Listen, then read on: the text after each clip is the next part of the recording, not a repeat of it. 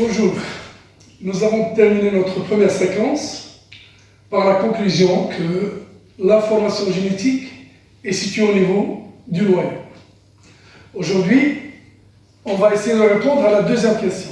Pour rappel, c'était le mécanisme de transmission de cette information génétique. Alors, comme cette discipline est une science expérimentale, donc on va voir quel est le protocole expérimental qu'on peut utiliser pour pouvoir visualiser ce mécanisme de transmission de l'information génétique. Le document illustre le montage expérimental utilisé. Comme vous pouvez le voir ici, on va travailler avec un bulbe d'oignon avec ses racines au niveau de cette partie-là.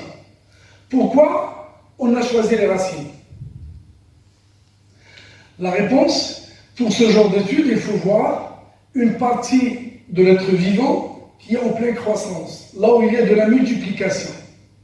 C'est pourquoi les jeunes racines sont en pleine multiplication, c'est-à-dire les cellules sont en train de se diviser. C'est pourquoi elles offrent la possibilité de pouvoir visualiser cette modalité de transmission de l'information génétique.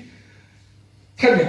Alors pour ce faire, il faut imprégner ces racines pendant une bonne durée dans de l'eau. Ensuite, on va couper des petits morceaux et les mettre sur ce bécher en présence d'un colorant. C'est le karma acétique. Et on va bouillir le tout. Nous avons ici les fragments de racines. Le karma acétique, donc c'est une façon de tuer les cellules, mais en même temps d'assurer leur coloration. Parce que ce qui nous intéresse, nous, c'est le contenu nucléaire, c'est le noyau, pour la simple raison. On a mis en évidence que dans ce noyau, il y a un matériel génétique. Après 1 à 2 minutes, on va prélever ces fragments, on va les mettre sur une lame mince. On va y ajouter du karma acétique froid pour favoriser la coloration davantage des cellules. On va mettre la lamelle avec une petite pression légère pour éviter les bulles d'air, mais aussi pour aplatir un petit peu les cylindres qui forment les bouts de la racine. Alors, la préparation, elle s'est faite. Qu'est-ce qu'il faut faire par la suite? Il faut passer à l'observation microscopique. Donc, nous avons préparé le matériel biologique, des extrémités de racines qui sont en multiplication. On va voir alors ce qu'on peut voir par microscopie. Alors, à faire le grossissement, là c'est la partie apicale, c'est la partie terminale de la racine. Déjà, ce qu'on peut voir ici, que le contenu du noyau, il est coloré. Toutes les cellules présentent des noyaux qui sont colorés. Et là, ça nous rappelle l'appellation que nous avons utilisée dans la première séquence. Les nucléofilaments, on les a qualifiés de chromatines, vu leur capacité à absorber le colorant. Très bien. À faire le grossissement, c'est tout ce qu'on peut voir et dire que les noyaux elles sont colorés. On va passer à un grossissement plus fort, 1200 fois. C'est noté ici. Alors, qu'est-ce qu'on constate? On constate que le noyau présente des aspects et des formes qui sont très différents. Que peut-on conclure? Alors, on peut conclure que la transmission de l'information génétique est un phénomène continu. Il y a plusieurs aspects, c'est-à-dire c'est un phénomène qui se déroule dans le temps et qui va finir par donner deux cellules, filles, comme celle qu'on voit ici. Là aussi, c'est un début de formation de deux cellules. Donc le matériel contenu dans le noyau, elle va changer de forme, elle va changer d'aspect. C'est des aspects différents, ce qui laisse dire qu'il y a des étapes de division. Donc, l'observation microscopique permet de déduire cette conclusion et de dire que la transmission de l'information génétique à partir de cellules mères à des cellules filles passe par un certain nombre d'étapes et que chacune des étapes est caractérisée par un aspect bien déterminé du matériel génétique. Oui, c'est un phénomène continu et qui prend fin par la formation de deux cellules à partir d'une cellule mère. Là, c'est pour voir davantage une coloration qui met en exergue ce que nous avons dit, c'est-à-dire un matériel génétique. Là, le noyau, elle est toujours globulaire, c'est une seule forme. Là, le matériel génétique a commencé ses transformations, encore des transformations, un début de division. Là, on est près de la fin pour avoir deux cellules filles à partir de cellules mères. Très bien. Pour pouvoir se pencher de près sur ce qui se passe exactement, je vous invite à suivre avec moi une simulation de ce phénomène de transmission de l'information génétique à travers une animation qui va nous faciliter de dégager les caractéristiques de chacune des étapes. Alors là, comme ça, qu'est-ce qu'on a au niveau de cette simulation? Là, nous avons un tissu de cellules, beaucoup de cellules. De quelles cellules il s'agit? Vous pouvez constatez là, nous avons en noir, c'est la membrane cytoplasmique de la cellule. Elle est doublée, elle est entourée par une autre paroi, dite paroi squelettique. Donc c'est une cellule qui présente une forme géométrique bien déterminée et qui est entourée par une paroi. Donc on est bel et bien devant une cellule végétale. Nous avons mis l'accent sur une cellule, c'est un tissu. Ce qui se passe au niveau de cette cellule va se passer au niveau des autres cellules. Nous, on va attirer votre attention sur ce qui se passe au niveau de cette cellule. On va essayer de la suivre, comment se déroule la transmission de l'information génétique et comment on va obtenir deux cellules filles à partir d'une cellule mère. Alors je vous laisse voir ce qui se passe avec cette cellule d'emblée, dans sa totalité. Ensuite, on va essayer de décortiquer ce phénomène sous forme d'étapes pour faciliter la compréhension et s'approprier cette manière de division.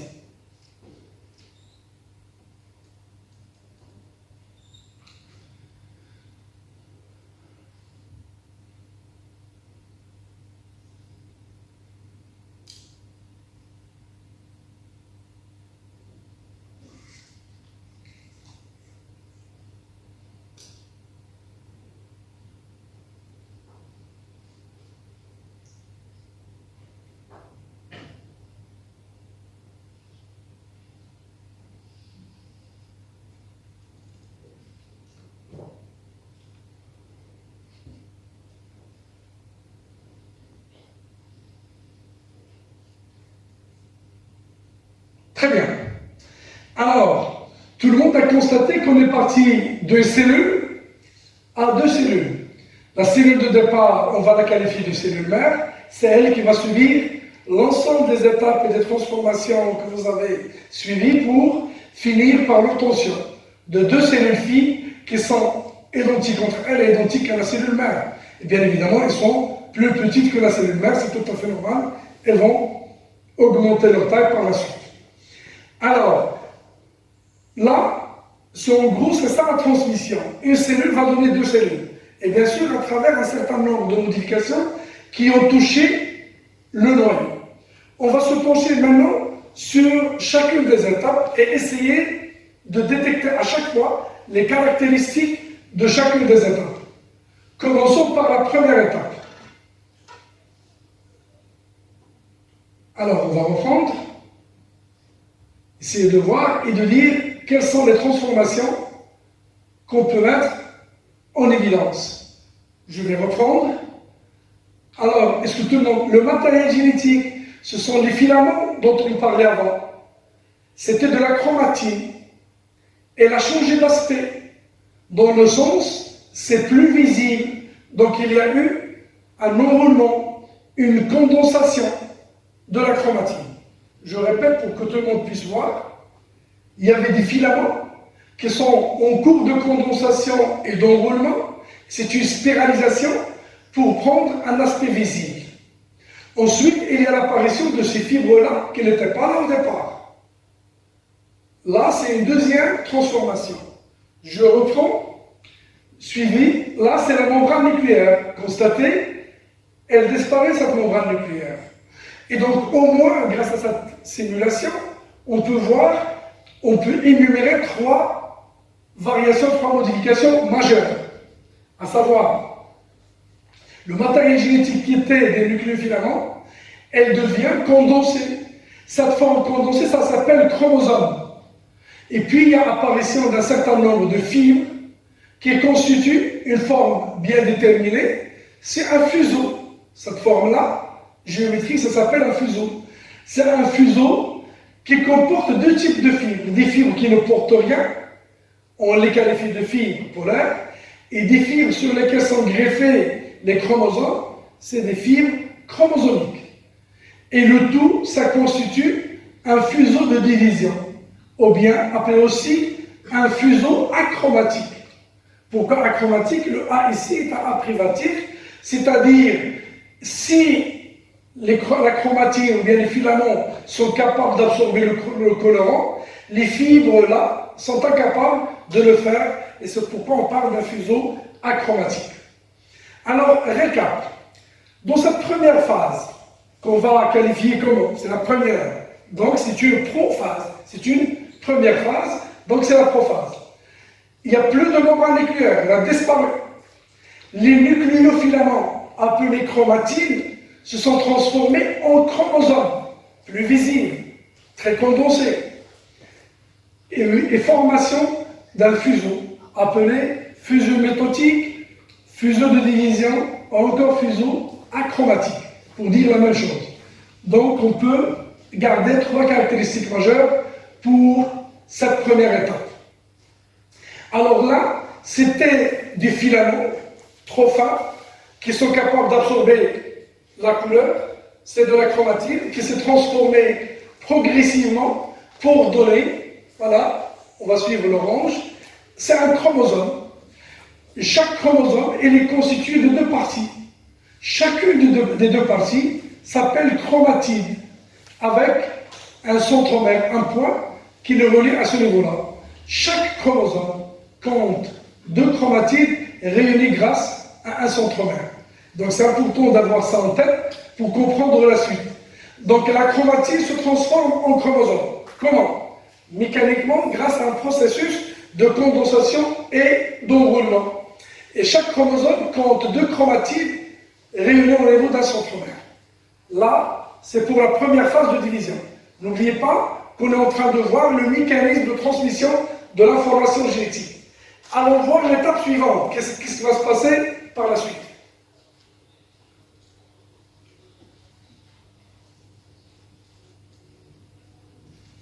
Alors là, qu'est-ce que vous avez constaté? Les chromosomes initialement disposés un peu n'importe comment sont alignés au centre de la cellule. Ils sont alignés au centre de la cellule pour former une plaque équatoriale. Là, c'est une plaque, une vue de face va donner cette plaque équatoriale. Donc, c'est un alignement des chromosomes fortement condensés. Ils sont très visibles, ils sont plus visibles. C'est pourquoi l'aspect, lorsqu'on a vu tout à l'heure sur la microscopie, l'aspect du noyau change. Là, nous avons cette disposition de chromosomes au centre de la cellule formant une plaque équatoriale. Cette étape-là, on va l'appeler comment? C'est la métaphase. C'est la deuxième étape, c'est une métaphase. Alors là, vous pouvez le constater, la caractéristique majeure principale, c'est l'alignement des chromosomes au niveau du centre de la cellule, au niveau de l'équateur de la cellule, pour former une plaque équatoriale. Et bien sûr, ces chromosomes, ils sont fortement condensés et ils sont toujours constitués de deux chromatides réunis par un centromère. Allons voir l'étape qui va succéder à celle-là. Je vous laisse voir.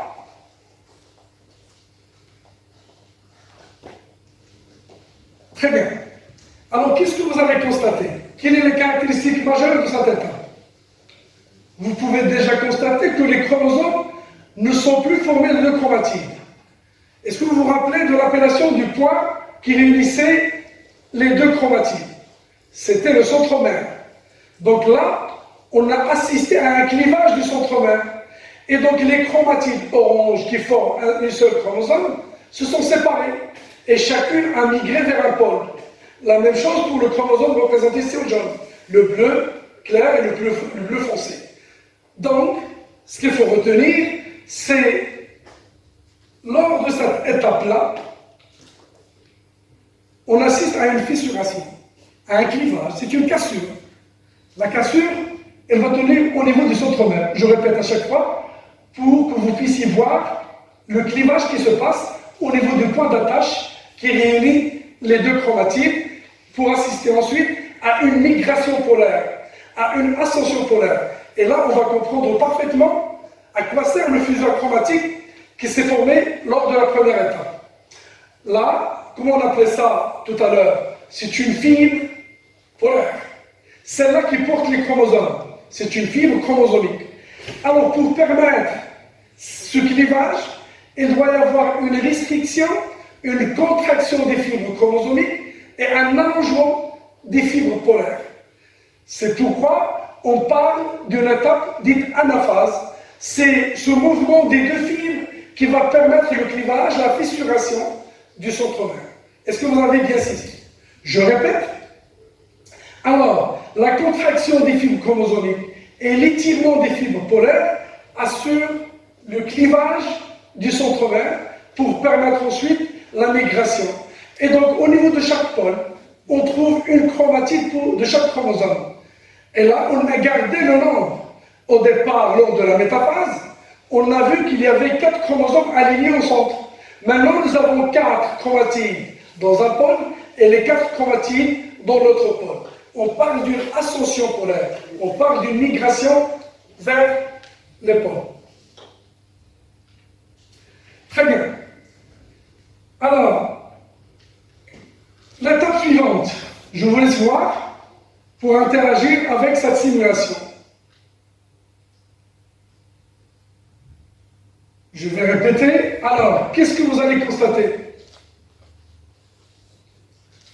Il n'y a plus ces fibres rouges qui constituent le fuseau de division. Donc, l'une des caractéristiques majeures de cette étape-là, c'est la disparition du fuseau chromatique. Là, c'est quoi ça? C'est la membrane nucléaire. Elle réapparaît. Elle a disparu en prophase. Maintenant, elle réapparaît. Il y avait un partage de matériel génétique, donc on va reconstituer à nouveau le noyau. Là, c'est l'étape finale.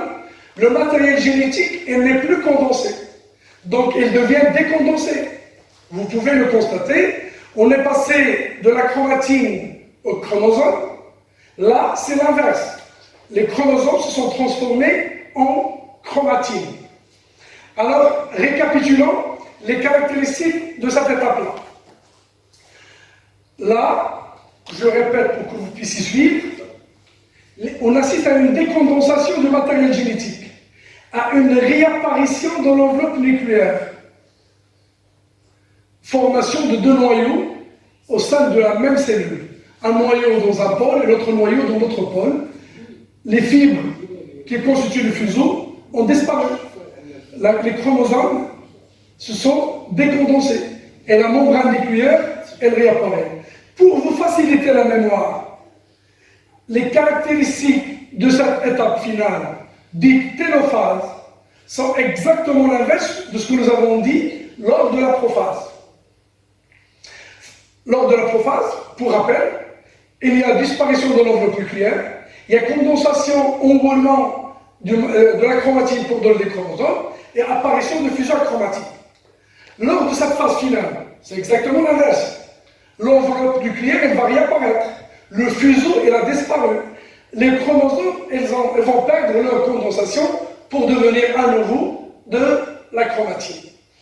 Maintenant que le matériel génétique est partagé en 2 parties équitables, alors, qu'est-ce qu'il faut pour avoir 2 cellules? C'est le cytoplasme qui doit être divisé entre les 2 cellules. C'est la cétodiarèse. C'est le partage du cytoplasme. Vous pouvez suivre avec moi à ce niveau-là. Pour pouvoir partager le cytoplasme entre les 2 cellules filles, il y a formation d'une paroi au centre de la cellule Voilà, c'est à ce niveau-là que se forme cette paroi, et puis elle va grandir vers le côté, ce qui permet l'obtention de deux cellules filles, identiques entre elles et identiques à la cellule mère. Et donc, ce processus de division cellulaire, on l'appelle comment? Ça s'appelle mitose. C'est le phénomène biologique qui permet à une cellule de donner deux cellules filles identiques entre elles et identiques à la cellule mère. Là, on a obtenu deux cellules filles.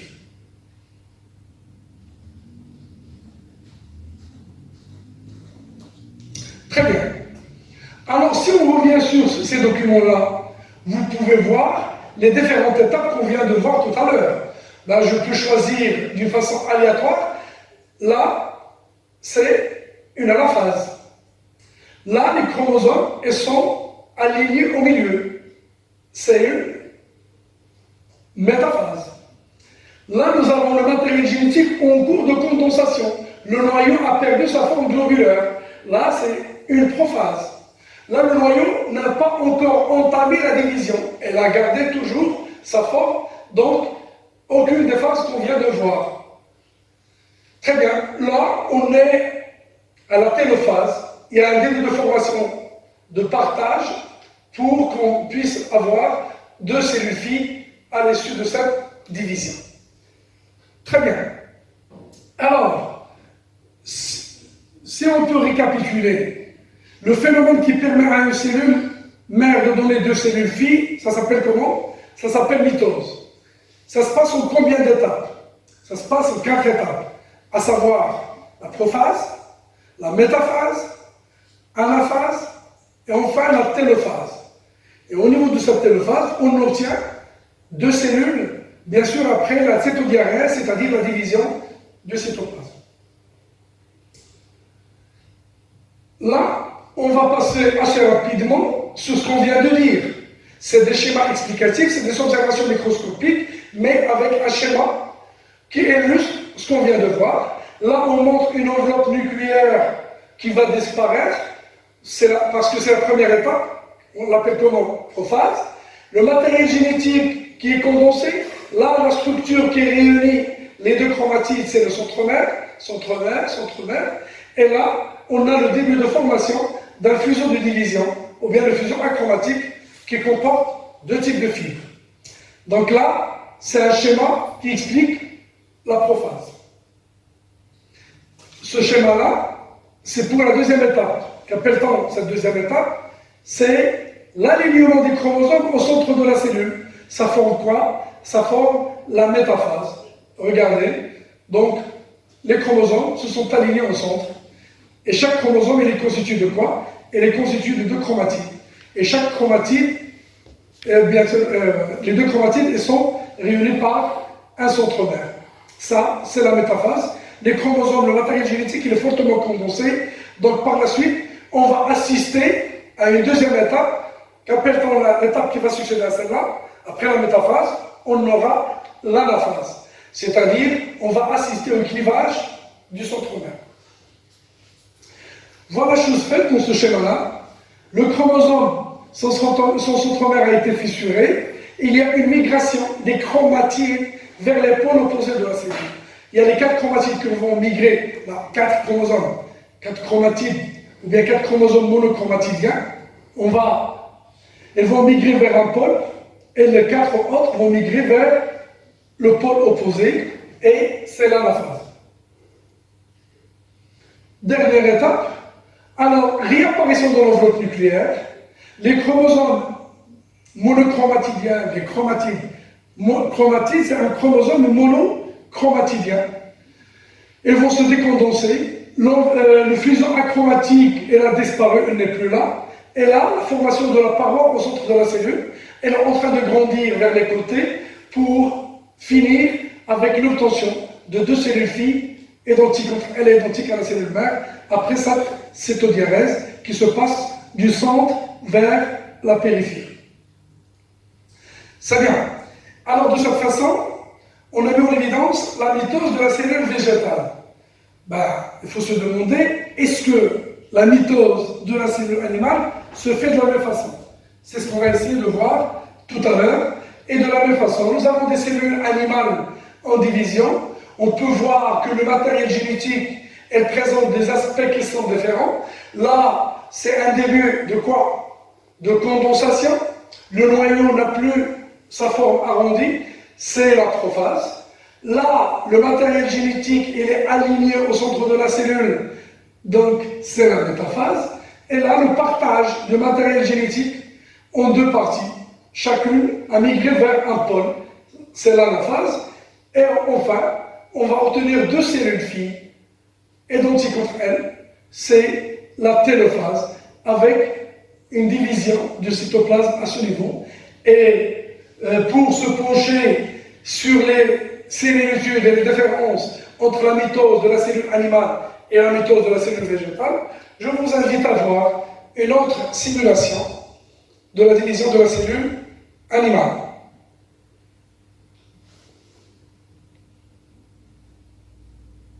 Alors je vous laisse voir et suivre les transformations.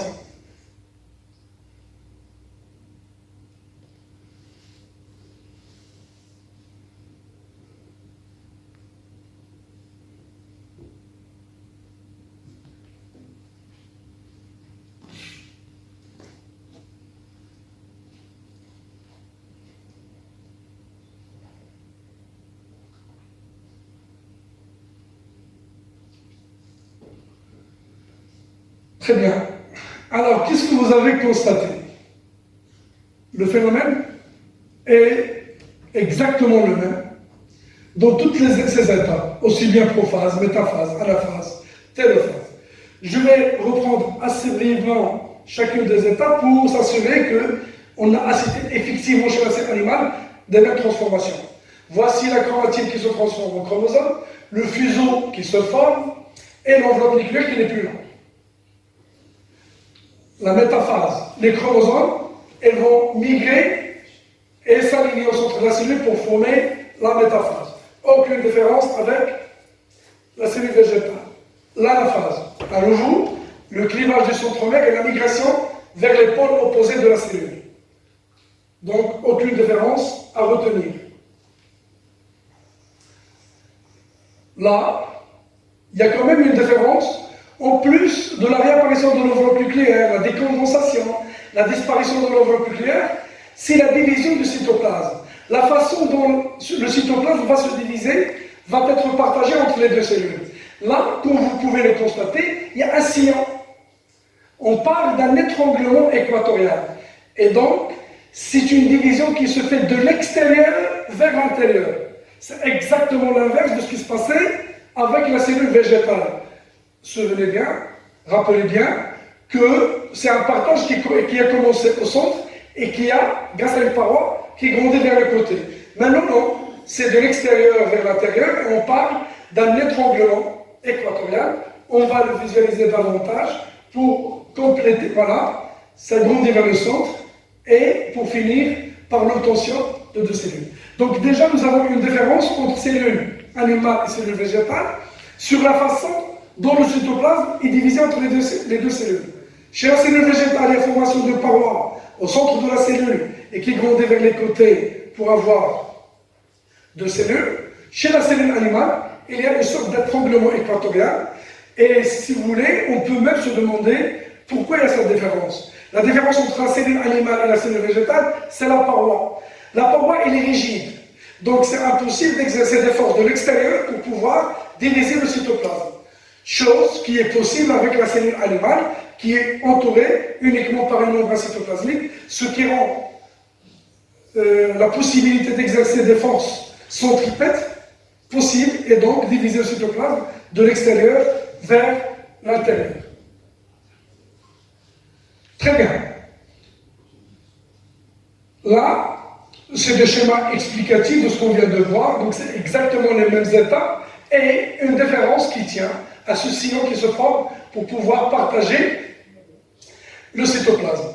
Il y a une autre différence, elle n'était pas claire sur la simulation, je reviens pour la mettre en évidence, c'est ce fuseau qui se forme lors de la prophase. On a parlé d'un fuseau de division qui se forme. Elles se forment entre ces deux structures. Ces fibres, elles vont s'étendre entre ces deux structures, appelées chacune astère. Là, nous avons, c'est la forme d'astère. Donc, entre deux astères, il y a formation de ce fuseau. Voilà l'astère, un autre astère, elle est là, les astères. Chose qui n'est pas vraie chez la cellule végétale. Au lieu des astères, il y a des calottes. Donc, chez les deux cellules, il y a formation de fuseau. C'est sûr. Mais, entre quelle et quelle structure? Chez la cellule animale, le fuseau se forme entre deux astères, alors que chez la cellule végétale, ça se forme entre deux calottes polaires. Alors, une dernière simulation, et on va finir, c'est pour voir comment se forme ce fuseau et ces astères. Alors là, je vais reprendre immédiatement. Nous avons la cellule animale, c'est une cellule animale, il n'y a pas de paroi, sa forme et les caractéristiques, il y a le matériel génétique enchevêtré, là c'est de la chromatine, vous allez le constater, elle va se transformer en chromosome. Nous avons le nucléole, la membrane nucléaire, c'est une cellule qui n'a pas encore entamé sa division. Et nous avons cette structure ici, ça s'appelle un centrosome. Ce centrosome, c'est lui, l'origine qui va donner les astères, et on va suivre comment. Alors le centrosome, il est dupliqué. Elle va donner deux centrioles. Chacun va migrer vers un pôle, et au niveau d'un pôle, elle va donner astères. Et à partir des astères, vont se former le fuseau achromatique. La suite, vous la connaissez, vous la savez, donc c'est ce qu'on a vu au préalable. Et c'était juste pour montrer que la différence, c'est le centrosome qui est présent uniquement chez la cellule animale, et c'est lui qui donne les astères. Donc, j'espère que vous avez bien compris le mécanisme de cette mitose, et on va finir par une définition et dire la mitose, c'est le phénomène biologique grâce auquel une cellule mère va donner deux cellules filles à travers 4 étapes qui se succèdent, à savoir la prophase, métaphase, anaphase et puis la télophase. La mitose de la cellule animale elle est semblable à la cellule végétale avec deux différences près. L'une en prophase et l'autre en télophase. En prophase, le fuseau achromatique chez la cellule animale est formé entre deux astères, chez la cellule végétale, c'est entre deux calottes. Ça, c'est la première différence. La seconde différence, elle est en télophase. C'est la façon avec laquelle le cytoplasme va être scindé en deux. Par une paroi au centre qui grandit vers le côté, dans le cas d'une cellule végétale, et par un étranglement équatorial, dans le cas d'une cellule animale.